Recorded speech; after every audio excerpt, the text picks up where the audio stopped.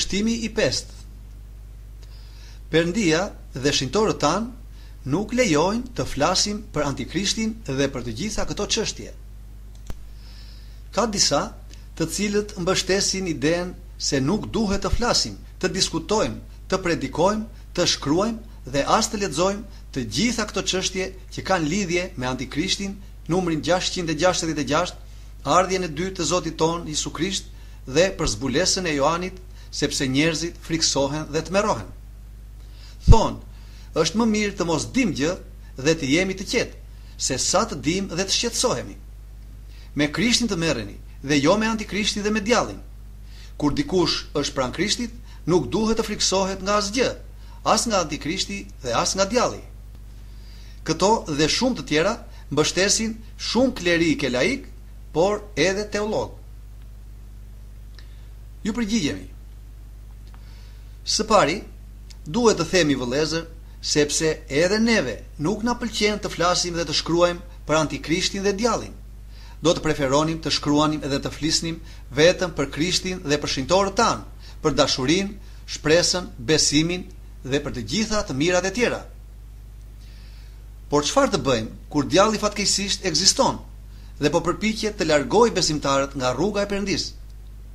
Çfarë të bëjmë kur Antikrishti është person real i cili do të marrë vendin e Krishtit, do kërkoj të adhurojnë të gjithë njerëzit e botës dhe do të kërkoj të vulosi të gjithë njerëzit me vullin e tij, duke i drejtuar ata në humbje dhe në ferrin e përjetshëm? Dhe pasi këta të dy ekzistojnë dhe janë armiq tanë dhe po përpiqen të na largojnë nga Perëndia ynë dhe nga qëllimi ynë, do të ishte e pamend ne të mos dim asgjë rreth tyre, të mos flasim për ta dhe të mos informojmë veten tonë dhe vëllezërit tanë me qëllim që të mbrohemi ashtu siç do të ishte e pamend në një ushtri dhe në një komandant që ndodhet në luftë të mos di asgjë rreth armikut të tyre, fuqinë e tij, armatimin e tij, planet e tij, nga do të godas, kur do të sulmoj, me çfarë armësh do të sulmoj, të thjeshta apo raketa dhe të tjera armë moderne, e të tjera e të tjera. Dhe mendoni për një moment sikur ushtrinë e armikut ta llogarisin se ka vetëm 10.000 veta, ndërkohë që ai ka 100.000. Të mendojnë sikur ata kanë armatim të thjeshtë, ndërkohë që ai ka armatim shumë të sofistikuar. Dhe më e keqja, pa mendoni sikur armiku të mbushte mendjen se nuk kanë qëllime të këqija dhe nuk janë kundërshtar të tyre. Shenjtorët tanë thonë se suksesi më i madh i djallit është të bindë njerëzit se ai nuk ekziston, nga ku pastaj ai të veprojë pa u shqetësuar as pak. Dhe njeriu, duke menduar se nuk ekziston djalli, nuk merr masat e duhura, por fle i qetë duke shkuar kështu pa dyshimin më të vogël në rënien e tij shpirtërore dhe në shkatërim. Bie pa e kuptuar në grackat dhe rrjetat e tij. Pra, sa më shumë të dim për armikun ton shpirtëror, për djallin dhe Antikrishtin, aq më të përgatitur do të jemi dhe do ta kemi më të lehtë për të bërë ballë sigurisht me ndihmën e Perëndisë kur ata të na sulmojnë. Për këtë arsye shkruan të gjithë shenjtorët tanë për djallin dhe Antikrishtin.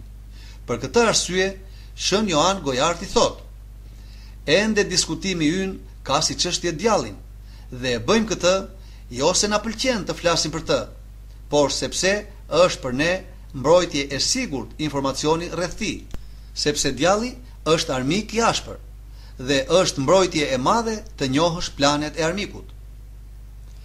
Por dikush mund të thotë: unë nuk dua të di për këto gjëra. Të gjitha këto më frikësojnë, më terrorizojnë, më prishin gjumin. Është më mirë të mos di asgjë. Por shikoni, na pëlqejnë ose jo disa gjëra dhe ngjarje, na frikësojnë ose jo, nga momenti që ato do të ndodhin ose po ndodhin dhe ne nuk kemi kuptuar asgjë, kjo nuk ndryshon asgjë dhe kjo nuk na ndihmon nëse fshehim kokën si struci. Rëndësi nuk ka për shembull na pëlqen ose duam dhe biem dakord apo kemi frikë ose jo diktaturën dhe skllavërimin elektronik. Rëndësi ka nëse ekziston mundësia e këtij skllavërimi dhe nëse të gjitha gjërat tregojnë se infrastruktura është gati dhe nga momenti në moment po vjen. të tregohem indiferent, të akuzoj atë ose ata që më informojnë dhe më shpëtojnë nga një skllavëri e tillë apo rrezik, sepse nuk më pëlqen apo më frikson gjithë kjo çështje, kjo nuk është as mençuri dhe as e drejtë. Na pëlqen ose jo diktatura, nga çasti që disa duan dhe po përpiqen ta vënë në zbatim, kjo nuk ndryshon asgjë dhe nuk kemi asnjë përfitim nëse tregohemi indiferent. Le të supozojmë se jetonim në periudhën e Noes. Edhe atëherë kishte njerëz dhe këta ishin të shumtët, përveç Noes dhe familjes së tij, që thonin të njëjtat gjëra me njerëzit e sotshëm. Edhe atëherë thoshin: "Hajde more tani, do rrimë të besojmë këto që thot Noja. Avash mos përmbytet bota se e tha ai." Kishte njerëz që thoshin: "Me këto që po na thua Noe, na frikson, na terrorizon, prandaj pusho të thuash të njëjtat gjëra. Nuk duam t'i dëgjojmë, nuk duam t'i dim, ose nuk duam të përmbytet bota. Nuk mund të besojmë se Perëndia i mirë do të shkatërrojë botën." Dhe tek e fundit, çfarë kanë fëmijët e vegjël, çfarë të keqe bën ata që të humbasin bashkë dhe me të mëdhenjt? Po kafshët çfarë kanë e plot të tjera si këto. Por se të gjithë ata kishin këto mendime, kjo nuk ndryshoi asgjë. Kjo nuk e ndryshoi realitetin e hidhur që ndodhi më pas, sepse realisht ndodhi përmbytja e madhe dhe humbën të gjithë njerëzit e bashkë me ta edhe kafshët, përveç Noes, gruas së tij, 3 djemve dhe 3 nuseve të tyre. Pra vetëm 8 veta. Pas pak kohësh e kuptuan se Noja kishte të drejtë, por tani ishte shumë vonë. Dhe në kohën e robërimit Babilonas, në vitin 586 para Krishtit, Perëndia paralajmëroi shumë vite më parë popullin e tij, izraelitët, nëpërmjet profetëve të tij, se do të ndodhin të gjitha ato të këqija tek judejt për shkak të mëkateve të tyre. Por ata nuk dëgjonin. Edhe atëherë kishte njerëz që thoshin të njëjtat gjëra. Kishte edhe profetë rrem që gjoja profetizonin dhe i thoshin popullit se këto që u thon profetët, pra profetët e vërtet, janë gënjeshtra. Nuk kanë për të ndodhur, dhe të gjithë këta frikësojnë dhe terrorizojnë njerëzit. Dhe çfarë? E ndryshoi gjë rrjedhën e ngjarjeve? Jo. Ajo që kishte për të ndodhur, ndodhi. Më pas e kuptuan të gjithë ata, por ishte shumë vonë. Por edhe në kohën e Hitlerit, nuk kishte shumë veta që mendonin po kështu.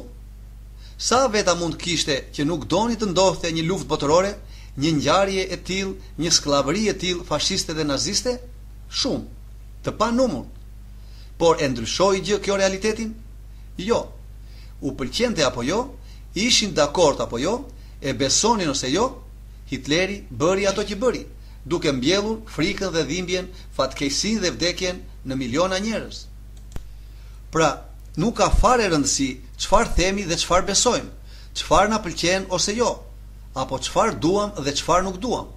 Rëndësi ka realiteti, ngjarjet, çfarë planesh dhe çfarë përgatisin disa për ne në hundët tona. Kjo dhe vetëm kjo ka rëndësi. Dhe nëse nuk i kuptojmë, do të ndodhemi shumë shpejt përpara ngjarjeve të papregatitur dhe atëherë do të jetë shumë vonë.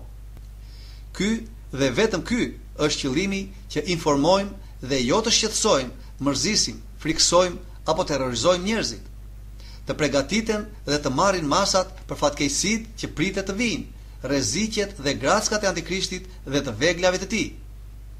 Nëse dikush friksohet dhe terrorizohet sepse ka humbur drejtimin e tij shpirtëror, ka humbur kontaktet me Krishtin e vërtet, duke vënë në vend të tij një Krisht në thojza tjetër, të përshtatur sipas masës së tij, për këtë nuk kemi faj.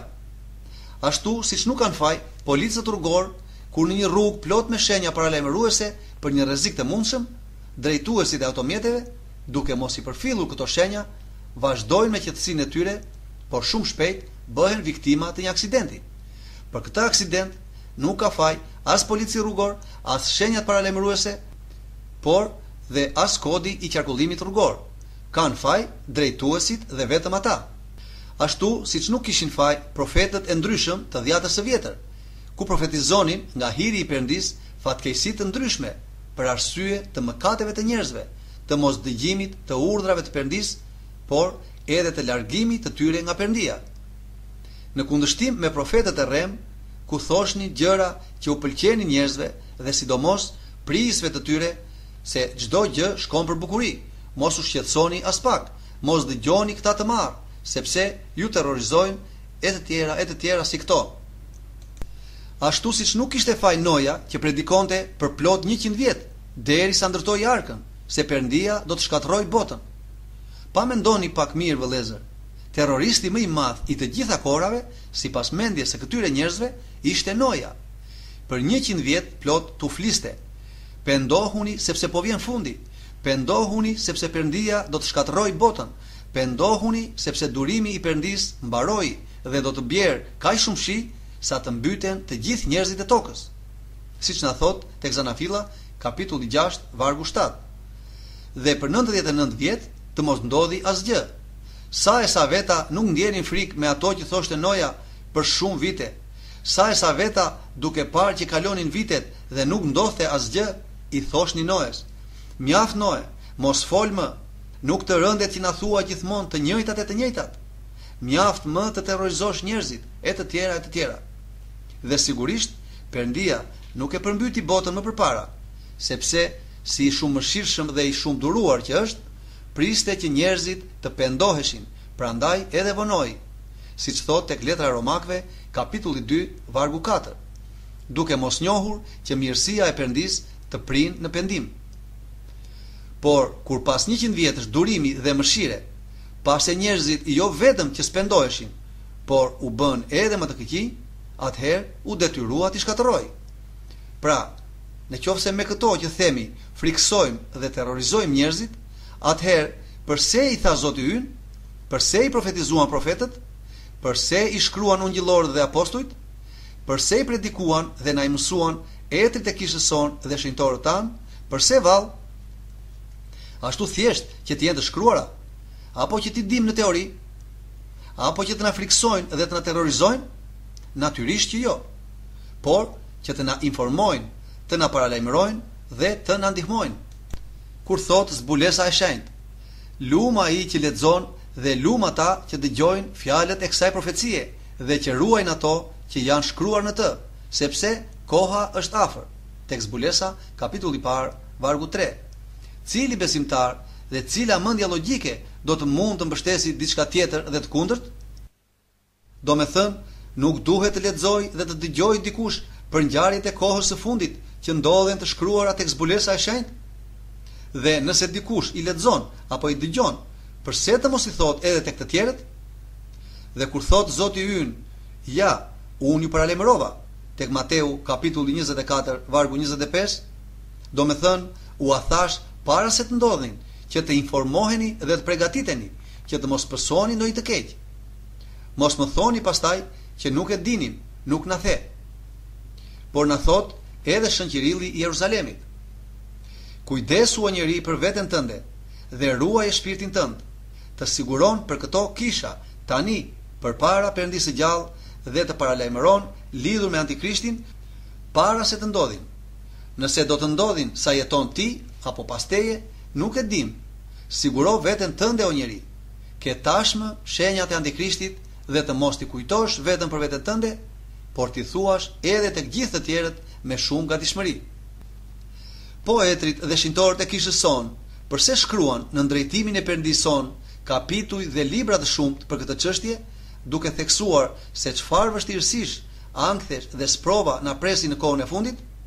Cili ishte vallë qëllimi i tyre? Për të na friksuar dhe terrorizuar? Mos vallë të talleshin dhe të qeshin me ne? Mos vallë edhe ata ishin terroristë dhe qëllimi i tyre ishte të na friksonin? Jo. Qëllimi i tyre i vetëm ishte të na informonin, të na paralajmëronin për të gjitha vështirësitë që na presin, që të dim dhe të marrim masat tona nëse do të jetojmë në atë kohë, të mos mashtrohemi dhe adhurojmë Antikrishtin, duke humbur kështu shpirtin ton përjetësisht.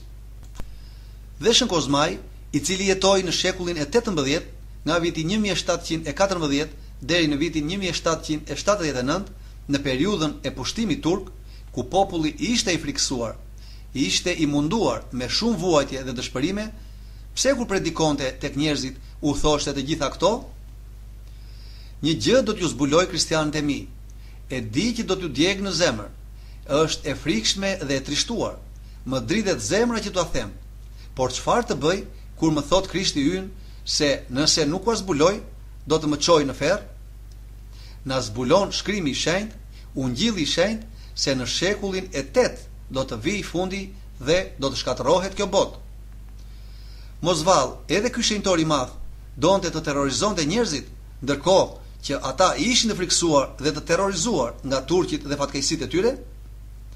Po ashtu, lidhur me këtë çështje, Shën Ipolito na thot: sepse profetët janë bërë sytan që na zbulojnë të fshehtat, akoma edhe ato që nuk janë realizuar ende, nga hiri i shenjtë që ata kishin, nga frymëzimi i Shpirtit të Shenjtë për këtë brez, por edhe për brezat që do të vijnë, si një pikturë, duke na dhënë madhësinë e teorisë shpirtërore dhe mënyrën e jetesës. Predikuan profetët edhe ardhjen e dytë të Zotit ton, që do të bëhet në të ardhmen përpara gjithë botës. Të gjitha këto me frymëzimin e Perëndis dhe të detyruar pasi i pan i profetizuan. Për këtë arsye na zbuluan edhe ditën e fundit të botës që do të bëhet në kohën e fundit, shfaqjen e Antikrishtit dhe përpjekjen e tij për të mashtruar njerëzit, domethënë fillimin e mbizotërimit të tij, por edhe fundin e mbretërisë së tij. Gjithashtu zbuluan ardhjen e gjykatësit të vërtet të Zotit ton Jezu Krisht dhe jetën e përjetshme të të drejtëve dhe ndëshkimin e mëkatarëve, me qëllim që të gjithë ne të kemi në mendjen ton të gjitha këto çdo ditë, çdo orë, dhe si fëmijë të kishës të dim se edhe asnjë presje nga këto që janë shkruar nuk do të ndryshojë. Dhe vazhdon: pa dyshimin më të vogël, të gjithë hapni sytë e zemrës dhe veshët e shpirtit tuaj dhe pranoni ato që do t'ju them në vazhdim. Sepse sot më duhet t'ju shpall një rrëfim plot me tmerr dhe frikë. Do me thënë, mashtrimin mbar botëror të Antikrishtit dhe djallit nga njëra anë dhe në vazhdim ardhjen e dytë të Zotit ton Jezu Krisht. Pra, me këtë logjik, nëse do të vazhdojmë të sjellim edhe shenjtor të tjerë, profet, apostuj, mësues të kishës son, do të na dalin të gjithë terroristë. Por çfarë themi për ata kur dhe vetë Perëndia ynë, Zoti ynë Jezu Krisht, do të na dali si terroristi më i madh, sepse më parë ai na foli për ndëshkime dhe të përjetshme, për djallin, ferrin, gjarprinj, kazan, kërcitje dhëmbësh, dëshpërime, tortura dhe shumë të tjera. Ai më parë tek Mateu kapitulli 24 dhe tek Luka kapitulli 21, ku na përmend shenjat e kohës, na flet për konflikte, luftra, tradhëtira, uri, smundje, katastrofa, ankthe dhe dëshpërime, që nuk kanë ndodhur më parë dhe as në të ardhmen s'kan për t'i parë njerëzit e të tjera. Pra, çfarë mund të themi për Zotin ton? Mund të guxojë dikush dhe ta quajë terrorist? Nuk besoj, në asnjë rast. Pra, nuk kanë të drejtë të gjithë ata që mbështesin ato çfarë tham, qoftë nga padia, qoftë nga mashtrimi i të ligut. Dhe ajo që mund të themi është se qoftë nga padia apo dhe nga dia, bëhen aleat me Antikrishtin dhe djallin, sepse me ato që thonë vë në gjumë mira shpirtra duke i drejtuar tek rrjetat e Antikrishtit dhe të shtetit të tij. Le të pushojnë pra të çorientojnë dhe largojnë besimtarët me ato që thonë, sepse ora po afron, tek Zbulesa kapitulli 22 vargu 10, ose tek letra Filipianëve kapitulli 4 vargu 5, Zoti është afër. Dhe mjerë ata që nuk do të pendohen. Nuk e dim a do të mund të fshehen diku që të shpëtojnë nga dora e Zotit. Gjë e tmerrshme është të bjerë dikush në duart e Perëndisë së gjallë, thot tek letra Hebrejve kapitulli 10 vargu 31. Tek Luka kapitulli 21 vargjet 25 deri 28 thot: dhe do të ketë shenja në diell, në hen dhe në yje, dhe mbi tokë ankth popujsh në përhumbjen prej gjëmës së detit dhe të valëve të tij. Njerëzit do të mpaken nga frika dhe nga pritja se çfarë do ta pllakos botën, sepse fuqitë qiellore do të lëkunden. Atëherë do të shohin Birin e Njeriut duke ardhur mbi një re me fuqi dhe lavdi të madhe.